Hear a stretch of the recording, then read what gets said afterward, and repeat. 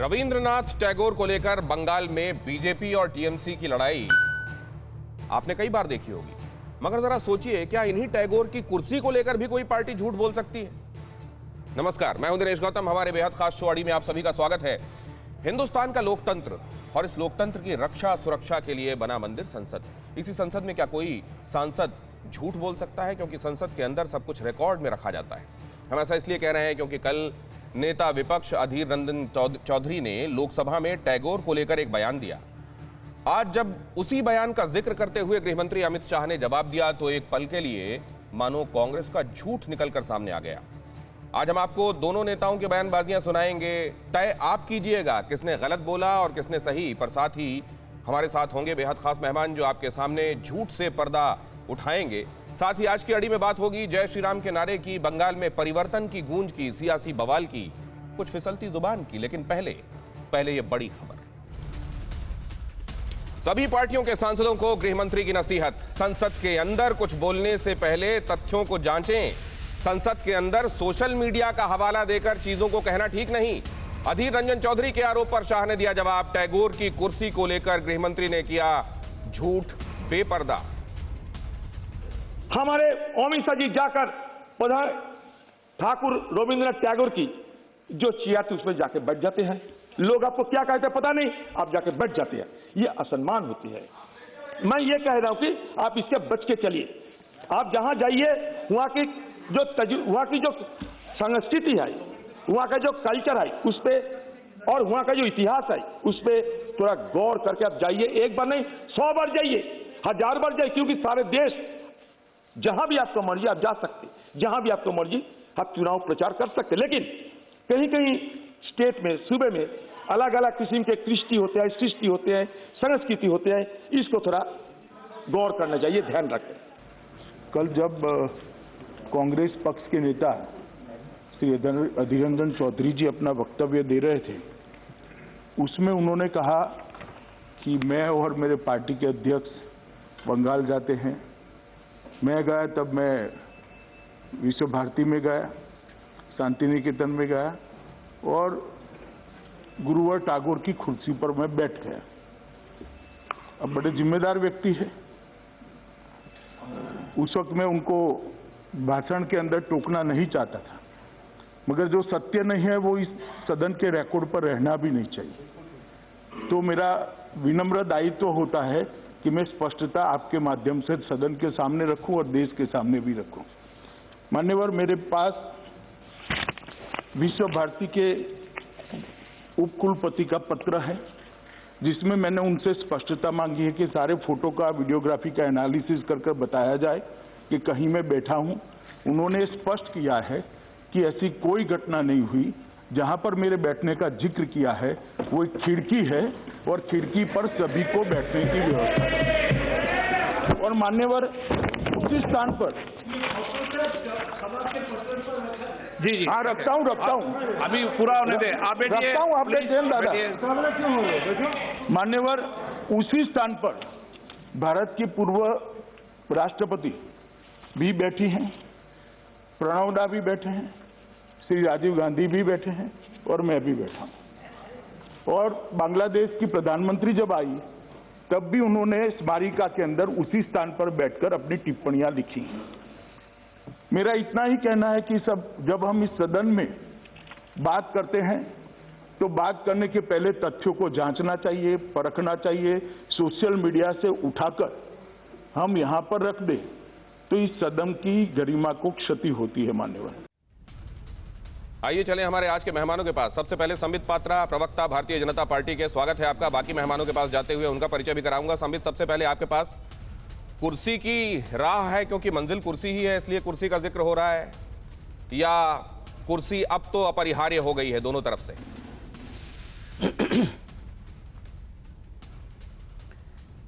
देखिए दिनेश जी, पहली बात तो है, आपने कहा क्या कुर्सी के लिए ही ये लड़ाई चल रही है और उसी कारण से इस प्रकार से एक झूठा जो बयान देकर एक झूठे लड़ाई की पेशकश यहाँ की गई है। ये कोई पहली बार नहीं हुआ है।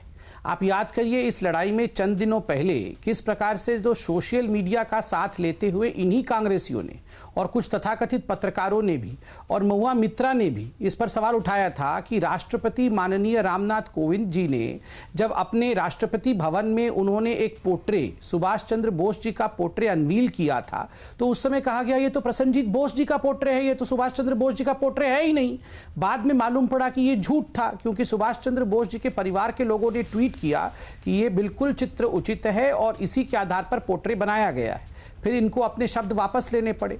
जल्दबाजी में जिस प्रकार से अमित शाह जी और जेपी नड्डा जी के ऊपर आक्रमण करने की चेष्टा और इच्छा कांग्रेस पार्टी ने दिखाया है, और आज जिस प्रकार अमित शाह जी ने इसका जवाब दिया है, एक बात तो बिल्कुल स्पष्ट है कि कांग्रेस पार्टी कहीं ना कहीं बहुत जल्दबाजी में है, पूरे तथ्य इकट्ठे करती नहीं है। वही कुर्सी जिस कुर्सी पर बैठकर अमित शाह जी ने हस्ताक्षर किए थे, रजिस्टर में लिखा था, उसी कुर्सी पर प्रणब दा की तस्वीर है। उसी कुर्सी पर बैठकर प्रतिभा पाटिल जी जो पूर्व राष्ट्रपति हिंदुस्तान की रही है उनकी तस्वीर है। उसी कुर्सी पर बैठकर चाय पीते हुए राजीव गांधी जी की तस्वीर है। उसी कुर्सी पर खिड़की के पास बैठे हुए जवाहरलाल नेहरू जी रजिस्टर में हस्ताक्षर कर रहे हैं, उनकी भी तस्वीर है। और उप कुलपति अर्थात वाइस चांसलर ने भी स्पष्टतः जवाब दिया कि नहीं, वो कुर्सी गुरुवर जी की कुर्सी नहीं है और किसी प्रकार के नियमों का उल्लंघन आप नहीं कर रहे।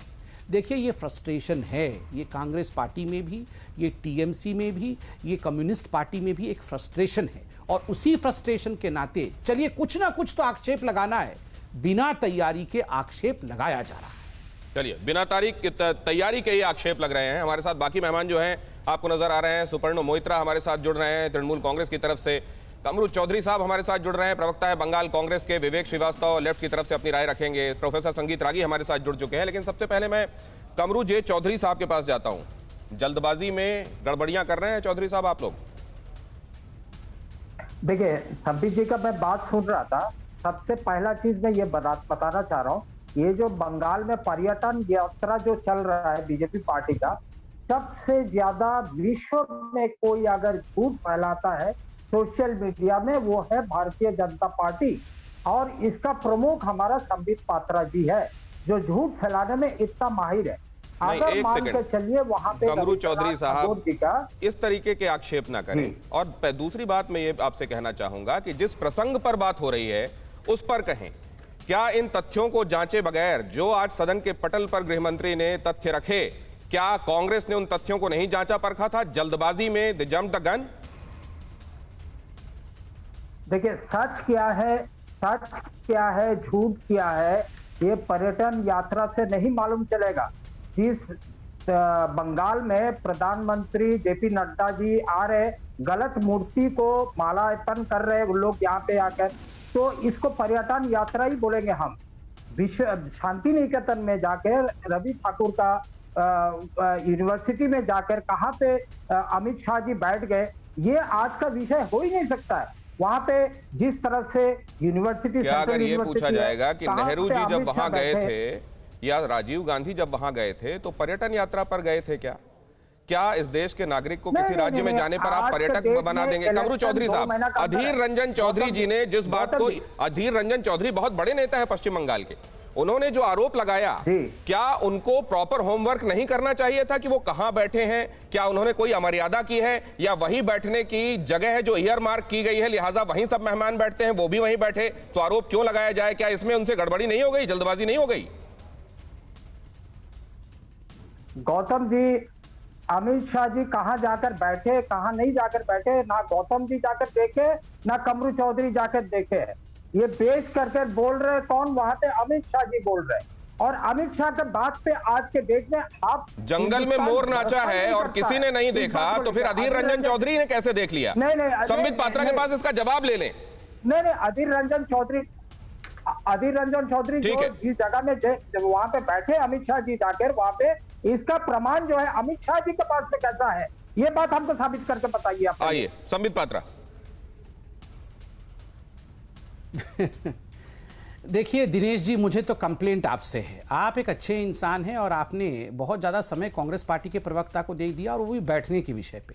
कांग्रेस पार्टी तो बंगाल में कहाँ बैठेगी उसी की चिंता की लड़ाई लड़ रही है। बैठने को जगह है नहीं कांग्रेस पार्टी के पास। आज वो जाके कम्युनिस्ट पार्टी के दफ्तर में बैठी हुई है। कल उनके कुछ एलओपी ने चिट्ठी लिखा था कि मुसलमान वोट भी हमारे पास से सरक गया है, कोई मुसलमान भी हमें वोट नहीं देने वाला है। मैडम सोनिया जी, आप अनुमति देंगे तो हम लोग जाके फुरफुरा शरीफ में गुहार लगाएंगे।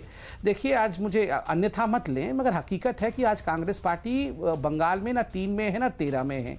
इनके पास कोई जनाधार आज नहीं है, तो स्वाभाविक है ये अननेसेसरी कंट्रोवर्सी क्रिएट करके कहीं ना कहीं अपने और ध्यान आकृष्ट करने की कोशिश कर रहे हैं। क्यों मैं ठीक बोल रहा हूं ना कमरुद्दीन साहब? यही है ना? संबित जी विवेक श्रीवास्तव जी हमारे साथ जुड़े हुए हैं, जरा मैं उनके पास जाना चाहूंगा। कमरू चौधरी साहब, आपने जो कहा उसका जवाब मैंने लेने की कोशिश की। गृह मंत्री ने अपनी तरफ से देश के सामने उसका जवाब देने की कोशिश की। अगर वो संतुष्ट नहीं कर पाया आपको, तो संबित जी के पास फिलहाल इसका जवाब लेने जाना मैं ठीक नहीं समझता। लेकिन इधर जाऊंगा विवेक श्रीवास्तव जी के पास। विवेक श्रीवास्तव जी, ये कहा जाता है कि ये इस समय वो मुद्दे उछाल कर लाए जा रहे हैं जो नॉन इश्यूज हैं, असल में देखा जाए जनता के लिहाज से। उनके बीच में वो प्लैंक्स डाले जा रहे हैं जिससे दूसरे मुद्दे जो उनके मुद्दे हैं वो गौण हो जाएं। क्या उनमें से एक ये भी है? जी देखिए, ऐसा है कि अधीर रंजन चौधरी जी को अभी क्वेश्चन किया गया कि भाई वो तथ्यों को थोड़ा सा पहले परख लेते। देखिए, देश में पॉलिटिक्स में कोई भी आपकी पार्टी हो, आइडियोलॉजिकल डिफरेंसेस अपनी जगह होते हैं, और आइडियोलॉजिकल डिफरेंसेस हो, आप खूब लड़िए आपस में, चुनाव लड़िए, बाकी चीजें करिए, देयर इज नो प्रॉब्लम। लेकिन जो एक व्यक्ति की अपनी एक छवि और रिस्पेक्ट होती है, वो एक अलग चीज हो जाती है। अब जैसे कि दीनदयाल उपाध्याय थे, इन्हीं की विचारधारा के थे, इन्हीं की आइडियोलॉजी के थे, हम लोग उनकी मुखालिफत करते थे। लेकिन एक बात भी सच्चाई है कि वो एक ऐसे व्यक्ति थे जो 2 धोती और 2 कुर्ते में अपनी जिंदगी को जीते थे। लेकिन प्रधान सेवक नरेंद्र मोदी जी को आप देखिए, इतने महंगे महंगे सूट, 10-10 लाख के सूट हैं इनके, रैंप वॉकिंग करते हैं। अब बंगाल का चुनाव आया तो दाढ़ी बढ़ा ली, बाल बढ़ा लिया साहब, रविंद्रनाथ टैगोर की कॉपी कैट बनने की कोशिश कर रहे हैं। तो ये एक बंगाल के चुनावों को देखकर वो किया जा रहा है, किसी देश का नागरिक हो, जिसको जब हो प्लेइंग जी, तो आप ये कह रहे हैं कि वो लोग गैलरी के लिए खेल रहे हैं। वो ठीक है, इसका जवाब ले लें, संबित पात्रा से जवाब ले लें। जी देखिए दिनेश जी, आप सोचिए ये ऑपोजिशन पार्टी के लोग कितने खाली हैं। आप जरा सोचिए, इनके पास कोई मुद्दे नहीं है। नौकरी के बारे में, किसान के बारे में, महिलाओं के बारे में, युवाओं के बारे में कोई चर्चा। दाढ़ी बढ़ा लिया, रैंप वॉकिंग कर लिया, शॉल ओढ़ लिया। अरे आप पत्ते पहन के रहिए, आपको किसने मना किया है? मोदी जी ने कपड़े पहन लिए, आप पत्ते पहनिए ना। आप क्यों ये सब, ये जैकेट, ये येलो रंग का जैकेट, ऊपर से हमारे रंग का जैकेट पहना है, बताइए। सैफरन जैकेट, ये प्रधानमंत्री को मुबारक। आप सुनिए मेरे भाई, मैं तो बीच में, मेरे बीच में तो मत बोलिए। आपके बीच में मैं नहीं बोल रहा था। आप बताइए साहब, गरीबों का देश है, प्रधानमंत्री रैंप वॉकिंग करते हैं, विवेक जी, दुख की बात है ना। विवेक जी, बीच आप बोलिएगा ना, आऊंगा आपके पास। कैसे बताऊंगा विवेक जी, मैं आऊंगा आपके पास। विवेक जी, मैं आऊंगा, कैसे बताऊंगा? आप सुन तो जी कंटिन्यू कीजिए। देखिए दिनेश जी, आज ही 1 घंटे का डिबेट आपने रखा था कि चुनावी मैदान में बंगाल में कौन ज़्यादा आज अपना तीक्ष्ण बाण लेके हाजिर होगा, किसके पास मुद्दों की राजनीति है, कौन एम्प्लॉयमेंट के बारे में बात करेगा, किसानों के बारे में बात करेगा। और यहाँ आप देख रहे हैं लेफ्ट और कांग्रेस की हालत। लेफ्ट वाले कह रहे हैं कि दाढ़ी क्यों बढ़ाई, कितना खराब है, दाढ़ी नहीं बढ़ाना चाहिए था। और रैंप वॉकिंग क्या होता है भैया? मैं तो आपको सुझाव देता हूं, आप ये जैकेट पहन के क्यों आए हैं? अच्छे कपड़े आप बोल रहे हैं, आप मत पहनिए, आप पत्ते पहन के बैठिए। आप अपने नेताओं को बोलिए, वो जब बंगाल में जाके चुनाव प्रचार करेंगे पत्ते पहन के जाएंगे, हमें कोई आपत्ति नहीं है। आप मुद्दे की बात करिए ना। आज क्या हालत है, आज कांग्रेस पार्टी और कम्युनिस्ट पार्टी को साथ में आना पड़ रहा है। दिनेश जी, मैं 10 सेकंड लेके आपको एक विभत्स घटना बताता हूं। 70 के दशक में साइन ब्रदर्स, उनकी हत्या हुई थी, कांग्रेसी थे ये। इनको कम्युनिस्टों ने घर में घुस के दोनों भाइयों को मारा था और उनके खून से बिरयानी बना करके बूढ़ी मां को खिलाया था।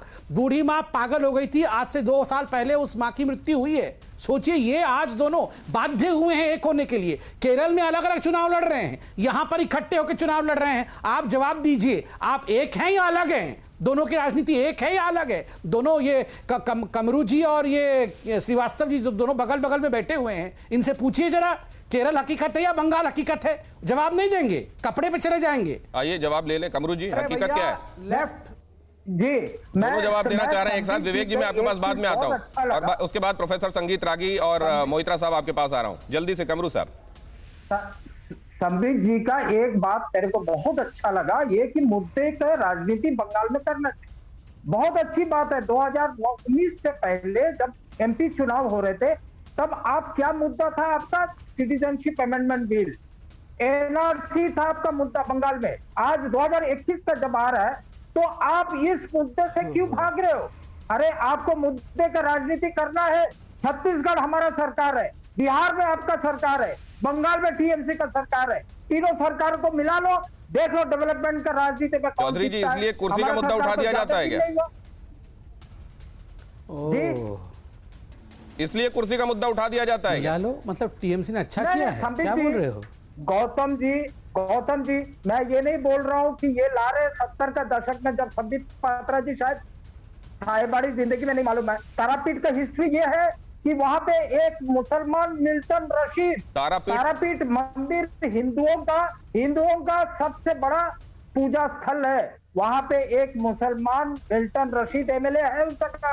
अब वो एमएलए आज बंगाल में लड़ाई करके पुरोहित के लिए भाता लाया वहां से। यही बंगाल का कल्चर है। चलिए कल्चर समझते हैं। संबित पात्रा से जो आपने सवाल पूछे हैं जवाब लेंगे, लेकिन बंगाल के तारापीठ में परिवर्तन यात्रा को हरी झंडी दिखा दी गई। जेपी नड्डा का ममता बनर्जी पर बहुत बड़ा आरोप भी सुनने को मिला। ना मां की चिंता, ना माटी से प्यार, ना मानुष की फिक्र। ममता बनर्जी को सिर्फ तानाशाही से मतलब कहा भारतीय जनता पार्टी के अध्यक्ष ने। ममता सरकार ने बंगाल में कल्चर खत्म कर दिया, कहा जेपी नड्डा ने। मोइत्रा जी, कल्चर खत्म हो गया टीएमसी के शासन में?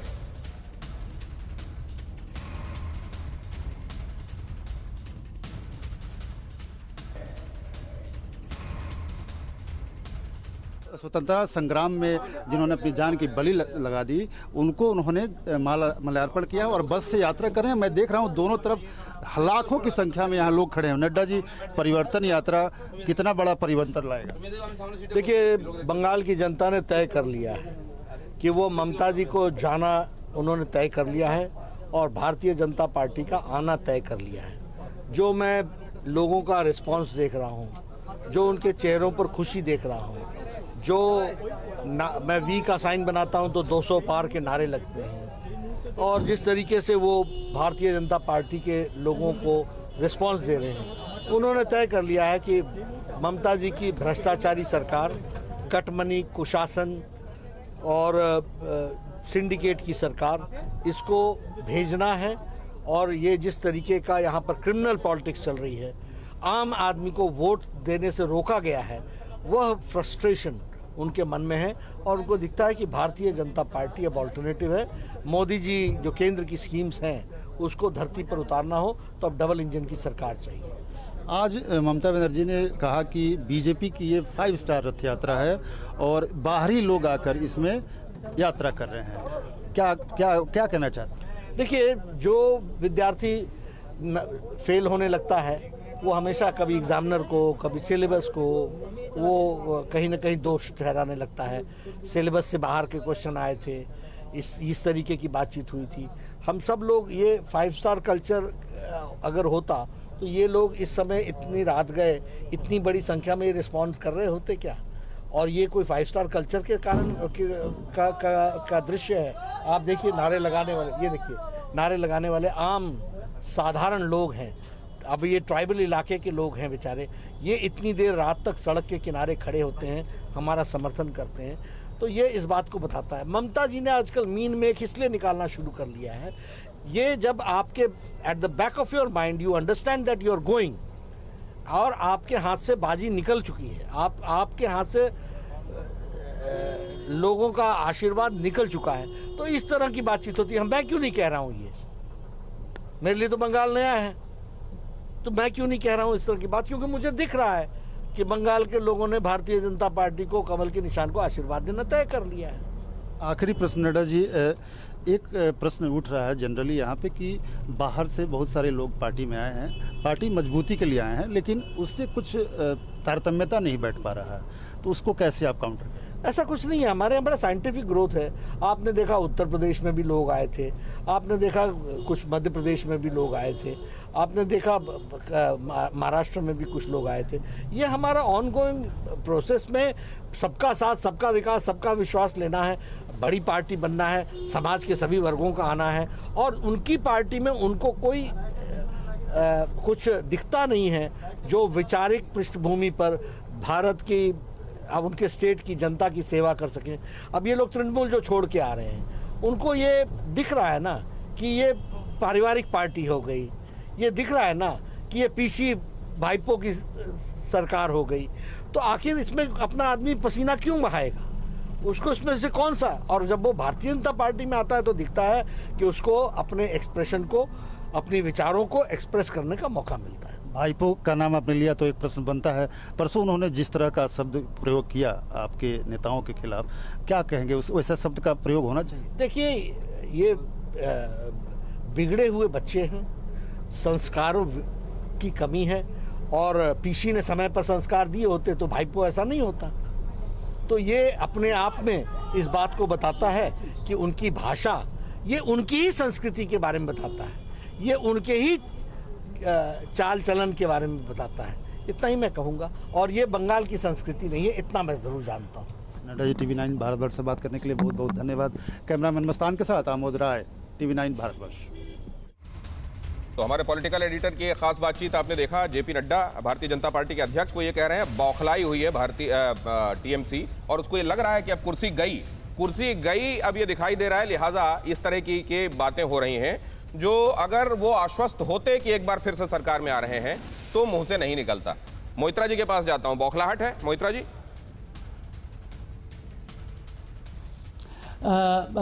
दिनेश जी, मैं बहुत ध्यानपूर्वक सबका बात सुन रहा था, और मैं पहला तो ये कहना चाहता हूँ कि जेपी नड्डा जी जो मेहनत कर रहे हैं उनका मैं दाद दे रहा हूँ, क्योंकि वो काफ़ी मेहनत कर रहे हैं और प्रोत्साहित करने की कोशिश कर रहे हैं अपने कार्यकर्ता को। ये उनका काम है, वो कर रहे हैं। लेकिन हकीकत कुछ दूसरा है। देखिए, भारतीय जनता पार्टी राजनीतिक रूप से बिल्कुल दिवालिया है, और ख़ासकर मैं थोड़ा उनको एक थोड़ा फ्री कंसल्टेशन या एडवाइस भी देना चाहता हूँ। काफ़ी पैसा वो देश का या पार्टी का बचा सकते थे इस परिवर्तन यात्रा नहीं करके, क्योंकि 2014 में जब उनका सरकार इस देश में आया तो पाँच तो मैं गिनवा सकता हूँ, 5 परिवर्तन वो 6 साल में कर चुके हैं। वो भाईचारा का जो माहौल था उसको वो धार्मिक ध्रुवीकरण का माहौल में परिवर्तित किया, संस्कृति को वो घृणा में परिवर्तित किया, आशा को निराशा में परिवर्तित किया, चलती हुई अर्थव्यवस्था को उन्होंने पंगु बना दिया, और लोकतंत्र को वो सत्तावादी बना दिया। ये परिवर्तन तो बहुत अच्छी तरह से 5 वो कर दिए। संबित जी का मैं व्यक्तिगत रूप से काफ़ी बड़ा फ़ैन हूँ, क्योंकि मैं प्राइवेटली उनका बातचीत सुन चुका हूँ, बहुत अच्छे प्रवक्ता है, बात भी करते हैं, लेकिन आज सत्य उनका साथ नहीं दे रहा है। तो और क्या क्या काम उन्होंने किया है वो। सुपर्णो जी, अभी आपने इतने परिवर्तन गिना दिए ना, इन परिवर्तनों पे पहले जवाब ले लेना आवश्यक है। और एक बात मैं आपको बता दूं, मैं आपका काफी बड़ा प्रशंसक इस लिहाज से हूं कि तृणमूल कांग्रेस में इस तरह के तेवर कम देखने को मिलते हैं, इतने संभ्रांत शब्दों में कम बातें व्यक्त की जाती हैं। इसके लिए मैं आपका एक बार फिर से साधुवाद करता हूं। लेकिन मैं प्रोफेसर संगीत रागी के पास जाऊंगा। प्रोफेसर संगीत रागी, ज्यादा मेहनत क्या दिखाता है? आदमी उत्साहित है इसलिए मेहनत कर रहा है, उसको मालूम है कि नतीजा पक्ष में आएगा, या बहुत मेहनत करनी पड़ेगी तब जाके हो सकता है नतीजा पक्ष में आए? देखिए, मुझे लगता है कि ये भारतीय जनता पार्टी की एक कार्य संस्कृति है, जिसकी नींव मुझे लगता है कि सारे संगठन मंत्री और जो भारतीय जनता पार्टी के अध्यक्ष हैं, जो इसके लिए जिम्मेदार होते हैं, ये सब में देखा। आप आमतौर पर जब अमित शाह जी थे तो आपने देखा होगा कि वो एक दिन में एक प्रदेश सुबह है, दूसरे प्रदेश शाम है, तीसरे प्रदेश रात में कब पहुंच रहे हैं कुछ पता ही नहीं है। तो संगठन के प्रति जब आप एक विचारधारा से जुड़े होते हैं, जब आपके सामने एक वैचारिक दृष्टि होती है, जब आपको लगता है कि एक परिवर्तन होना चाहिए और इस उद्देश्य के लिए हम जीते मरते हैं, सब समर्पित मन से काम करते हैं, कोई तात्कालिक आपका उद्देश्य नहीं होता है, तब इस प्रकार की आपके अंदर ऊर्जा, इस प्रकार की ताकत, आपको ईश्वरीय ताकत आती है आपके। जहाँ तक कहा गया कि भारतीय जनता पार्टी का एक राजनीतिक दिवालियापन है, तो ये तो अच्छा से संबित जी ही जवाब देते, लेकिन मुझे लगता है कि तृणमूल कांग्रेस के प्रवक्ता को सोचना चाहिए, यदि राजनीतिक दिवालियापन होता तो यही पार्टी जो है उनके उससे बड़ा आरोप तो मेरे को वो लगता है जो लगातार लगा रही हैं विपक्षी पार्टियां। बराबर 10 सेकंड, बस 10 सेकंड, उनके बराबर करीब सीटें और परसेंटेज ऑफ वोट्स लेकर के लोकसभा के अंदर आई।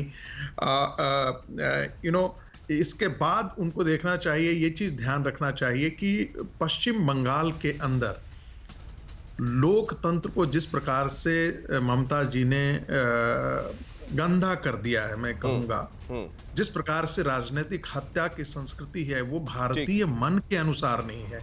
भारतीय मस्तिष्क और भारतीय मिजाज और भारतीय संस्कृति के अनुरूप नहीं है। हत्या की संस्कृति भारतीय संस्कृति का हिस्सा नहीं हो सकता है। ठीक है। वो बंगाल की धरती पर हमको देखने को मिल रहा है। बंगाल एक समय इंडस्ट्रियल हब हुआ करता था। इसको यहाँ से आगे बढ़ाते हैं प्रोफेसर संगीत रागी। खास तौर से परिवर्तन की बात करते हुए दो बातें अहम कही थी अभी मोइत्रा जी ने, कि संप्रति को खत्म कर दिया और सांप्रदायिक ध्रुवीकरण कर दिया।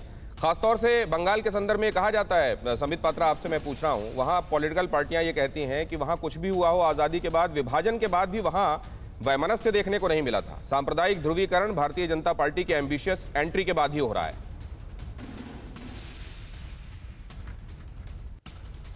देखिए, पहले तो मैं जरा दो शब्द अच्छे कह दूं सुपर्णो मोइत्रा जी के लिए, क्योंकि उन्होंने बहुत ही गंभीरता के साथ अच्छे तरीके से पूरे विषय को रखा। तो मैं तो आज के दिन कहना चाहूँगा, अब लगता है कि मोइत्रा साहब जो हैं वो टीएमसी के गुलाम नबी आज़ाद हैं। मुझे लगता है आप समझ ही गए होंगे, मतलब अच्छी बात है ये। दूसरा विषय इन्होंने कहा कि परिवर्तन, और आपने एक प्रश्न पूछा ध्रुवीकरण को लेकर। ऐसी बात नहीं है। वीक ऑफ लॉन्ग नाइव्स क्या है, आप यहाँ बैठे तमाम पैनलिस्ट से पूछिए किस प्रकार से हजारों हजार हिंदुओं को मौत के घाट उतार दिया गया था बंगाल में। वो डेट भी आपको पता होगा किस प्रकार से हुआ था। वीक ऑफ लॉन्ग नाइव्स, एक हफ्ते तक हिंदुओं का कत्लेआम हुआ था। तो ये कहना, और जिस समय ये हुआ था उस समय जनसंघ की भी स्थापना नहीं हुई थी। भारतीय जनता पार्टी तो छोड़ दीजिए, 1946 में जनसंघ भी नहीं थी। उस समय ये वीक ऑफ लॉन्ग नाइव्स हुआ था। तो इसलिए ये कहना कि भारतीय जनता पार्टी के एंट्री के बाद ही ध्रुवीकरण हुआ, ये बिल्कुल गलत है। तीसरी बात, यहाँ परिवर्तन यात्रा के विषय में मजाक करने की कोशिश की गई। देखिए, अगर परिवर्तन यात्रा से किसी प्रकार का परिवर्तन नहीं आता और टीएमसी, कांग्रेस और कम्युनिस्ट पार्टी को कोई नुकसान नहीं होता तो यहाँ परिवर्तन यात्रा का नाम भी नहीं लेते। बार बार हर प्रवक्ता यहाँ पर परिवर्तन यात्रा और नड्डा जी पर हमला कर रहा है। उसका एक ही तात्पर्य है कि कहीं ना कहीं उसके होने से बहुत बड़ा नुकसान राजनीतिक तौर से इन पार्टियों को हो रहा है। इन्होंने 5 परिवर्तन गिनाए। मैं बताता हूं, बंगाल में आज राजनीति का अपराधीकरण हो गया है, आज संस्थाओं का राजनीतिकरण हो गया है, और दुख के साथ कहना पड़ रहा है भ्रष्टाचार आज संस्थागत हो गया है। कट मनी के लिए खुद इनके ही सांसद ने कहा था कि कट मनी लो, उसमें से 75% पार्टी को दो और 25% अपने पास रखो। खुद ममता बनर्जी ने अपने भाषण में कहा कि कट मनी जो है अभी थोड़े दिन के लिए आप वापस कर दो, क्योंकि लोगों के अंदर ये अच्छी भावना नहीं जा रही है। आप बताइए, संस्थागत भ्रष्टाचार और लोकतंत्र की हत्या। 2018 के पंचायत चुनाव में आप दिखाइए, सैकड़ों लोग जो नॉमिनेशन भरना चाहते थे वो नॉमिनेशन भर नहीं पाए। 31 लोगों की एक दिन में हत्या हुई। सुप्रीम कोर्ट को दखल देना पड़ा और कहा कि कम से कम नॉमिनेशन जो है वो ऑनलाइन तो भरने की इजाजत दी जाए। नॉमिनेशन तक नहीं भरा जा सका था। और 130 कार्यकर्ताओं से अधिक कार्यकर्ताओं की हत्या हुई है बंगाल के अंदर। 100 कार्यकर्ताओं का तर्पण खुद जेपी नड्डा जी ने कहा है। ये लोग परिवर्तन की बात कर रहे हैं। अब इसको लेकर, क्योंकि कहा यह भी जा रहा है कि जो भी ममता दीदी से नाराज होगा वो किसको वोट करेगा, इसके लिए दो तरफ देखते हैं लोग। एक तरफ भारतीय जनता पार्टी नजर आती है, दूसरी तरफ ये गठबंधन नजर आता है। विवेक श्रीवास्तव इस पर कुछ कह रहे थे जब आप संस्थागत भ्रष्टाचार के संदर्भ में कुछ कह रहे थे, लेकिन विवेक उस समय आपकी आवाज म्यूट थी। जब आप बोलेंगे तो संबित की आवाज म्यूट होगी। आप कहिए। जी देखिए, अब ये संबित पात्रा जी 1946 पे चले गए और कहने लगे कि 2021 में बीजेपी ध्रुवीकरण नहीं कर रही है। हम सब जानते हैं कि आरएसएस का एजेंडा एक हिंदू राष्ट्र का है जिसमें माइनॉरिटीज का कोई स्थान नहीं। इनका नैरेटिव बीजेपी का है, ये हिंदू के चैंपियन बनना चाहते हैं हिंदू समाज के, और इनका नैरेटिव है कि भाई 14.5% मुसलमानों से 80 से ज्यादा % हिंदू खतरे में आ गया। मुसलमान बाहुल्य क्षेत्र में हिंदू नहीं जा सकता, रह नहीं सकता, मुसलमानों की आबादी बढ़ जाएगी, हिंदुस्तान में मुसलमानों का शासन हो जाएगा। तो ये जो रिलीजियस पोलराइजेशन की राजनीति है बीजेपी की, इसको इन्होंने सक्सेसफुल मॉडल पे ला करके देश के अंदर एक ध्रुवीकरण किया है, इसमें कोई दो राय नहीं। और हम लोग इसी ध्रुवीकरण के खिलाफ लड़ रहे हैं। आप वोट तो ले आए, आप सत्ता में भी आ गए, डेवलपमेंट क्या कर पाए आप? एक मेरी, मैं संबित से जवाब तो दूंगा, संबित से जवाब दूंगा। विवेक जी, एक मेरी अपनी क्यूरियोसिटी है, बॉर्डर पे 175 मेरी क्यूरियोसिटी, 18 साल से ऊपर वाले वोट देने जाते हैं और आज बहुत डिसर्निंग है वोटर्स, उनके पास अपनी अक्ल है, वो समझते हैं क्या करना है क्या नहीं। उनको आएगा, कोई भी बरगलाएगा, डमरू बजाएगा, ध्रुवीकरण का मामला दिखाएगा और वो जाके वोट कर देंगे, या कोई दूसरा बहकाएगा वो बहक जाएंगे। देखिए, नहीं, आपको मैं बड़ा क्लियर बता रहा हूं, वो ठीक है, यंग वोटर आपका इकट्ठा जरूर हुआ है, बड़ा भी है संख्या में, लेकिन यह सच्चाई है और आप इसको समझें कि नरेंद्र मोदी जी जब चीफ मिनिस्टर बने थे तब भी किस तरह के दंगे हुए थे, उसके बाद इन्होंने एक हिंदू सम्राट होने का एक मॉडल प्रस्तुत किया, उसी प्रकार से दिल्ली में दंगे हुए, फिर वही कपिल मिश्रा खड़े हुए, तुष्टीकरण की बातें अगर की जाती हैं और तुष्टीकरण हुआ नहीं है, नहीं, ध्रुवीकरण हो रहा है कि हुआ है कि नहीं हुआ, समाज के अंदर करप्शन की बात की जाती है और करप्शन नहीं हुआ है, तो जनता जानती है कि हुआ है कि नहीं हुआ है। सर, वोट ध्रुवीकरण के आधार पर एक बात मैं आपसे कहना चाहता हूं लेकिन कि पॉलिटिक्स आज ऐसी हो गई है, नो होल्ड्स बार्ड, कोई किसी से पीछे नहीं है। और मर्यादा के बारे में मैं आपको बताता हूं, देखिए जरा, ये देख लीजिए, ये जरा देख लीजिए, उसके बाद आता हूं आप लोगों के पास वापस आता हूं। सर, ये नड्डा साहब से भी पूछा गया था, ये देख लीजिए, आ रहा हूं, वापस आता हूं। क्या ये तरीके हैं, क्या ये वो तरीके हैं जिससे हमारी यूथ पार्लियामेंट आयोजित की जाती है ताकि बच्चे जो हैं वो सीखें कि संसदीय प्रणाली क्या है?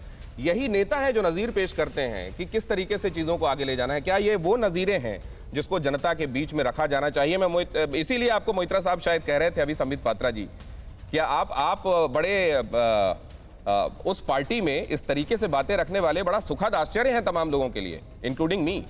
ये देखिए, ये तरीका देखिए,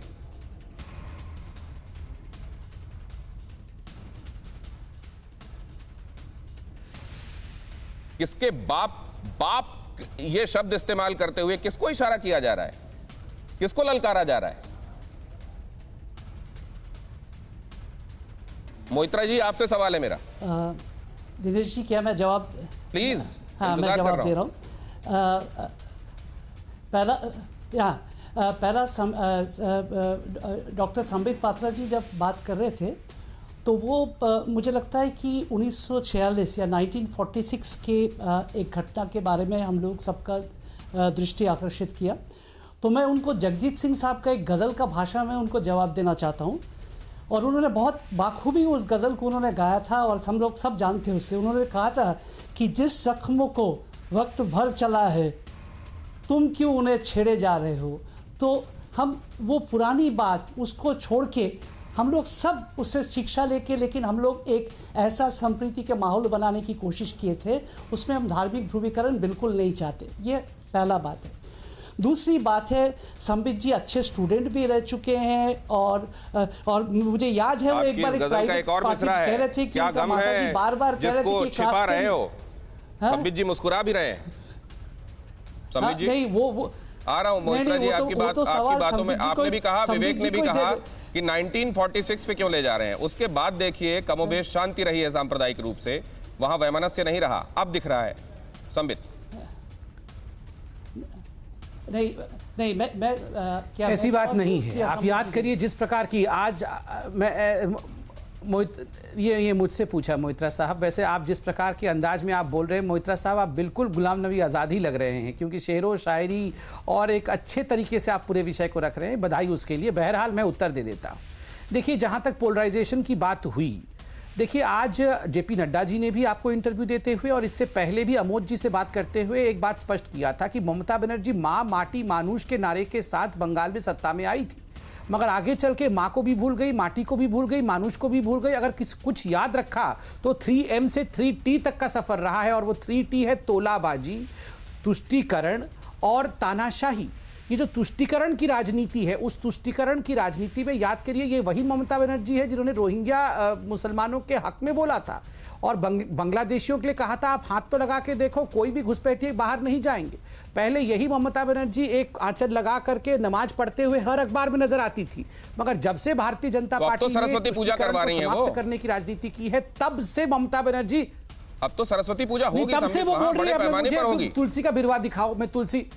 हाँ, तो अच्छी बात है ना, कि कितनी अच्छी बातें बताइए। पहले कहाँ हर दिन ममता बनर्जी केवल, मैं तो कलकत्ता जाते रहता हूं, मेरे रिश्तेदार रहते हैं वहां, हर गली चौराहे पे आप देखेंगे तो ममता बनर्जी नमाज पढ़ते हुए नजर आती थी। आज तुलसी की बिरवा में पानी देते हुए ममता बनर्जी नजर आती है। ये परिवर्तन है, ये होना चाहिए।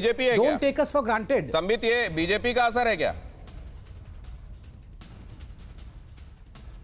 ये स्वाभाविक है, हमने प्रश्न पूछे, ये बीजेपी का असर है। मोइत्रा जी इस पर कुछ कहना चाह रहे हैं, मैं बाकी मेहमानों के पास भी चलूंगा। एक अहम खबर बता दूं, संबित सुन लीजिए आप भी, बीजेपी पर आज जमकर बरसी है ममता बनर्जी। कहा बंगाल पर शासन नहीं कर पाएगा गुजरात। ममता बनर्जी का पूर्ण बहुमत से जीत का दावा। ममता ने केंद्र की सरकार को निर्मम सरकार करार दिया है। अम्फान तूफान में मामूली रकम देने का आरोप भी लगाया है। और तुष्टीकरण के आरोप का जवाब देगी तृणमूल कांग्रेस। सरस्वती पूजा को लेकर टीएमसी का मेगा प्लान। टीएमसी पूजा को लेकर बड़ी तैयारी कर रही है। बीजेपी का आरोप, सरस्वती पूजा नहीं होने देती है टीएमसी। 125 जगहों पर भव्य झांकी निकालेगी तृणमूल कांग्रेस और तुष्टीकरण के आरोप के जवाब की तैयारी है। मोइत्रा जी, बीजेपी ने आखिरकार अपने मैदान में लाकर आपको खेलने के लिए मजबूर कर दिया। अब उनकी पिच पर खेल रहे हैं आप लोग।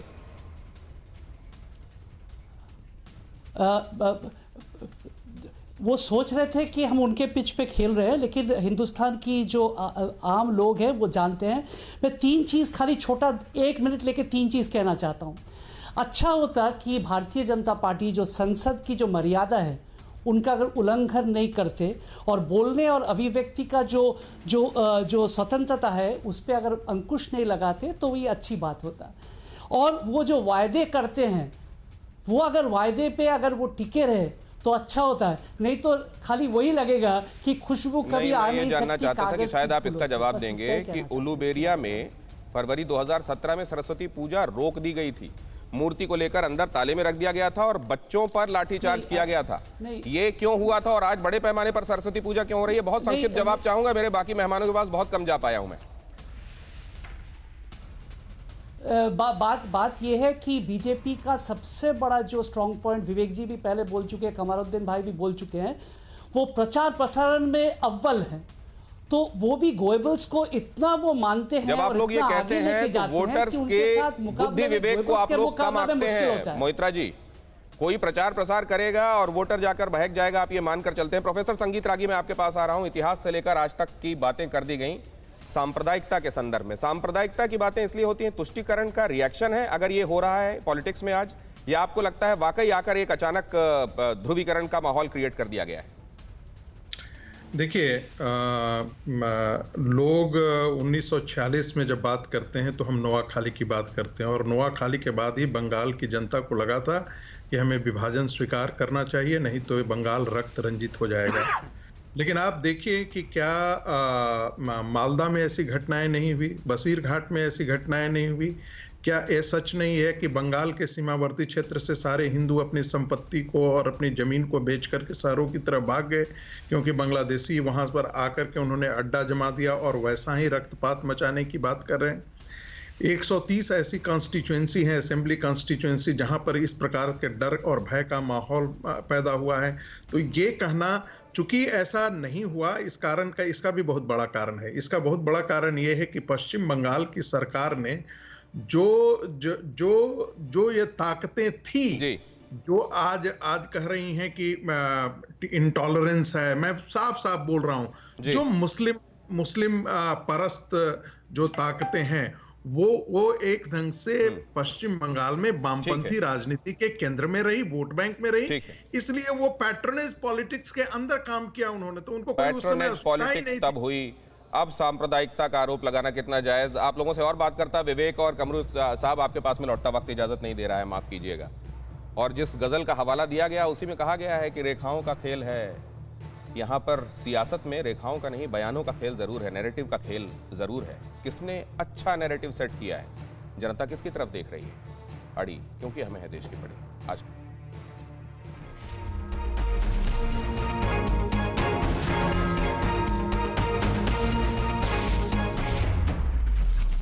परवाह देश की, सोमवार से शुक्रवार रात 10 बजे TV9 भारतवर्ष पर।